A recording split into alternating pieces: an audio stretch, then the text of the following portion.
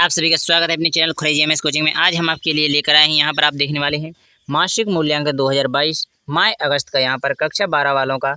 तो बता दें आपके अब 9 से 12 तक के सभी बच्चों के पेपर आ चुके हैं। चलिए जल्दी से जल्दी इन सभी का सलूशन यहाँ पर देखने वाले हैं। तो सबसे पहले आपको बता दें पूर्णांक आपका 25 अंक का रहेगा। तो यहाँ पर देखेंगे निर्देश पहले में सभी प्रश्न अनिवार्य है करना।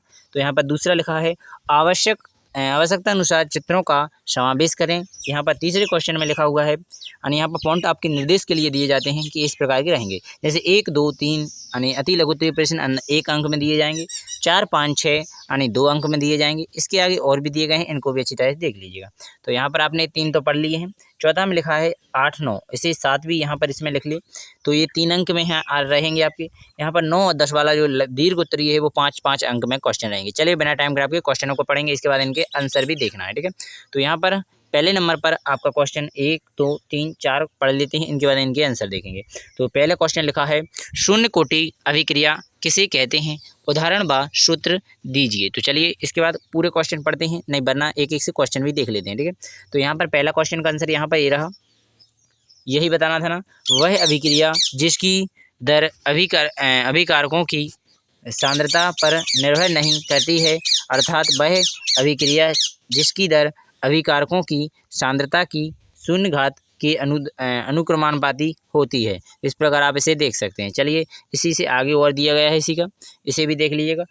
न्यून कोटि की अभिक्रिया के उदाहरण, तो यहाँ पर आप इस प्रकार देख सकते हैं H2 की Cl2 के क्रिया, यहाँ पर H2 + Cl2, यहाँ पर सनलाइट तो 2HCl रहेगा। बेग इसका के अंडर रूट के अंदर H2 बाहर घात हो जाएगी 0, कोष्ठक के अंडर रूट के अंदर Cl2 कोष्ठक के अंदर घात हो जाएगी ऊपर बाहर 0।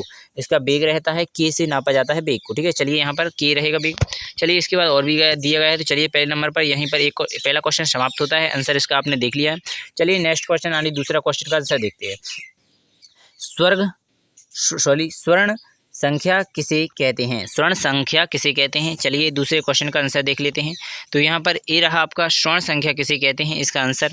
तो यहाँ पर आप देखेंगे उत्तर लिखा है स्वर्ण संख्या द्रव स्नेही कोलाइड रगड़ी कोलाइड की मिलीग्राम में वह मात्रा को 10 ml सोने की कोलाइड विलियम का 10% NaCl के 1 मिलीलीटर से होने वाले स्कंद को रोक दे स्वर्ण संख्या कहलाती है। तो कुछ रत्री कोलाइड की स्वर्ण संख्या निम्न प्रकार है। तो यहाँ पर पहला क्वेश्चन लिखा है जिलेटिन, यहाँ पर 0.005 माइनस 0.31 हो जाएगी। इसके बाद दूसरा क्वेश्चन कैसिन, यहाँ पर खाली लिखा हुआ है 0.01 माइनस 0.02 हो जाएगी। चलिए इसके बाद चलेंगे आप और दूसरा क्वेश्चन आपका यहाँ पर आंसर समाप्त होता है। चलिए तीसरा क्वेश्चन भी देख लेते हैं। तो तीसरे क्वेश्चन में आपसे क्या पूछा गया है, कॉपर प्राप्त करने का प्रमुख अयस्क कौन सा है। तो चलिए इस क्वेश्चन का भी आंसर देख लेते हैं। तो यहाँ पर ये रहा आपका तीसरे क्वेश्चन का आंसर। तो यहाँ पर लिखा है कॉपर का अयस्क, यहाँ पर कॉपर पायराइट्स, सो यहाँ पर आपने देख लिया इसका। तो यहाँ पर लिखा है कॉपर ग्लास, यहाँ पर Cu2S, यहाँ पर क्यू पाइलाइट, यहाँ पर Cu2O, ठीक है। इस प्रकार आप लिख सकते हैं, ठीक है। नेक्स्ट क्वेश्चन को देखेंगे।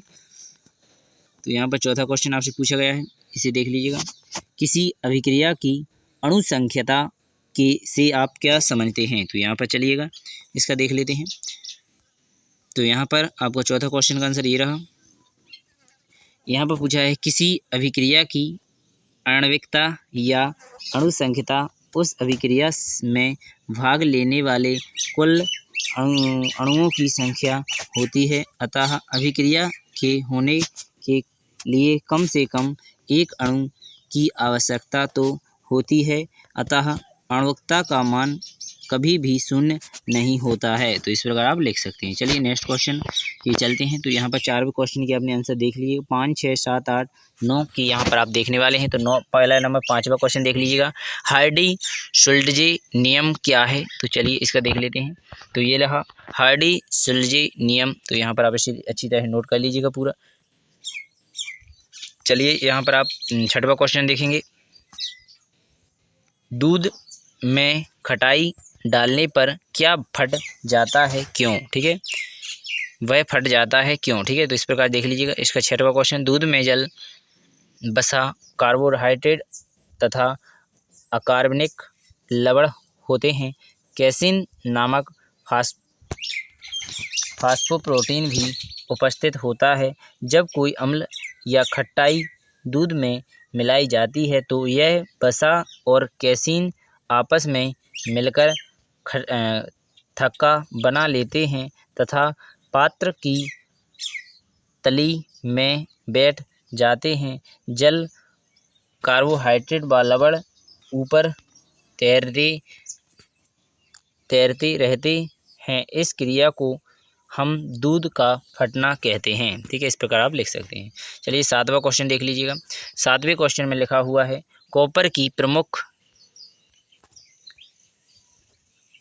मिश्र धातु, उनके संग्रह एवं उपयोग लिखिए। तो यहाँ पर आप 7वें क्वेश्चन का देखेंगे आंसर।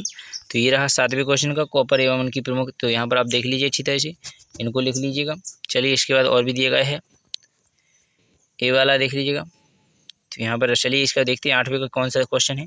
तो 8वें में द्रव स्नेही कोलाइड और द्रव विरोधी कोलाइड के में कोई 3 अंतर लिखिए। तो यहाँ पर ये 8वां क्वेश्चन है, आपका ध्यान रखें, द्रव कोलाइड और वाला।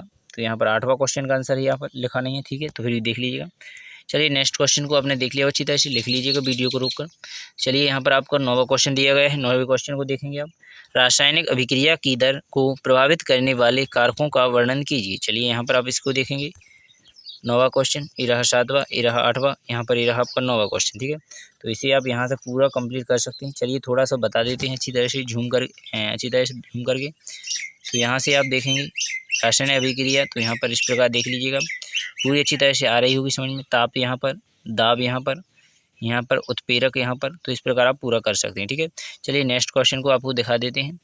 तो नेक्स्ट क्वेश्चन यानी 10वां क्वेश्चन, यहाँ पर 9 क्वेश्चन दिए गए थे, 9 ही आपके कंप्लीट हो चुके हैं। चलिए 10 क्वेश्चन और 11वां क्वेश्चन यानी 5-5 नंबर के जो क्वेश्चन है वो आगे दिए गए हैं। तो ये रहा आपका 10वां क्वेश्चन, 2 में से कोई भी आपको ये करना है। इसके बाद यहाँ पर ये रहा आपका क्वेश्चन का आंसर। तो यहाँ पर लिख लीजिएगा, यहाँ से यहाँ तक ये लिख लीजिएगा पहले। इसके बाद आगे चलेंगे आप, तो यहाँ पर ये रहा, इसके आगे ये लिख लेना है आपको। तो यहीं पर आपका क्वेश्चन नंबर 10 का आंसर समाप्त होता है यहीं पर। चलिए नेक्स्ट क्वेश्चन यानी आपका 11वां क्वेश्चन 5 अंक में रहेगा। इनमें से आपको कोई भी क्वेश्चन एक करना है। तो यहाँ पर इसका क्वेश्चन ये रहा तापमान वाला, तो यहाँ पर अर्थात नीचे वाला है।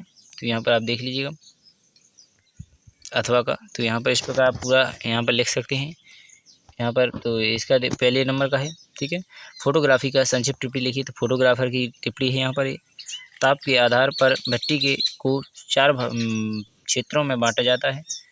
ये सॉरी अथवा का क्वेश्चन है, यहाँ पर अथवा देखिए ये लिखो भट्टी वाला। ठीक है, 4 भागों में बांटा जाता है, इस प्रकार आप इसको लिख सकते हैं। इसी के आगे इसे भी लिख लीजिएगा, थोड़ा दिख रहा होगा अच्छी तरह से। जो भी डाउट हो उसे हम आपको जल्द से जल्द सॉल्व कर देंगे। कोई भी आपको प्रॉब्लम हो या कुछ भी पूछना हो तो हमारे इस चैनल पर आपके लिए हमेशा द्वार खुले रहते हैं। तो कभी भी कुछ भी पूछ सकते हैं। ज़्यादा से ज़्यादा कोशिश करेंगे आपकी हर एक प्रॉब्लम का सलूशन कर सकें। कक्षा 6 से 1 से ही, वैसे तो हमने कक्षा 3 से जितने भी प्रोजेक्ट बनाए गए हैं, माह जुलाई के हो या अगस्त के हो, सभी के इस पर मिलेंगे आपको। आगे के लिए भी आपके लिए सुविधा रहेगी। इसके लिए जल्दी से जल्दी इस चैनल को सब्सक्राइब कर लें। धन्यवाद। बिना टाइम